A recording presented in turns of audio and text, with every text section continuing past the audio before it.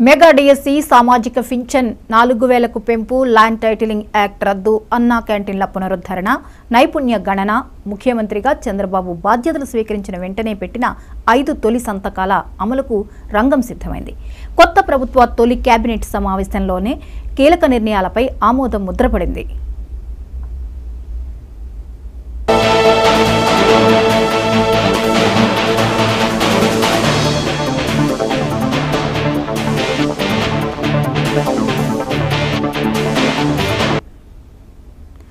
ఆంధ్రప్రదేశ్పై గంజాయి రాజధానిగా పడిన ముద్ర తొలగించాలని ప్రభుత్వం సంకల్పించింది. గంజాయితో పాటు మాదక ద్రవ్యాలపై ఉక్కుపాదం మోపాలని నిర్ణయించింది. దీనికోసం 5 మంత్రులతో కమిటీని నియమించింది. పెంచిన వృద్ధాప్య పింఛన్లను జూలై 1 నుంచి సచివాలయ ఉద్యోగుల ద్వారా ఇంటి వద్దే పంపిణీ చేయించాలని నిర్ణయం తీసుకుంది.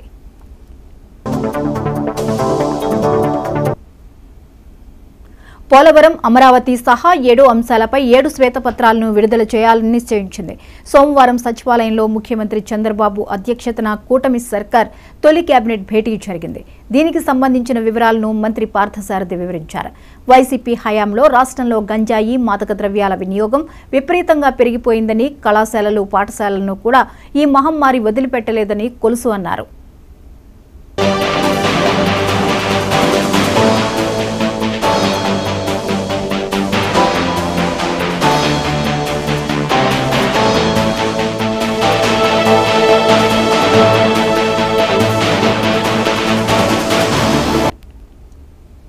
దీని నివారణకు చంద్రబాబు ఆధ్వర్యంలోని కూటమి ప్రభుత్వం చర్యలు తీసుకోనుందని తెలిపారు. రాష్ట్రంలో గంజాయి నియంత్రణకు తగు సూచనలు చేసేందుకు హోం, గిరిజన సంక్షేమం, విద్యాశాఖ, ఎక్సైజ్, వైద్య ఆరోగ్య శాఖలు చెందిన మంత్రులతో కమిటీని ఏర్పాటు చేయాలని కేబినెట్ నిర్ణయించింది అని ఆయన తెలిపారు.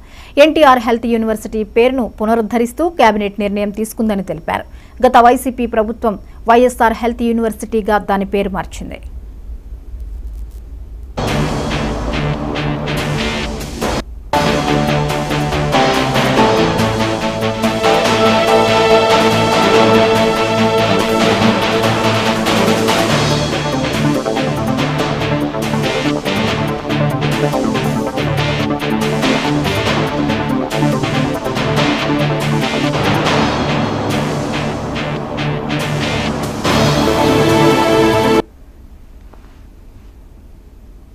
ఇవి ఇప్పటివరకు అప్డేట్స్.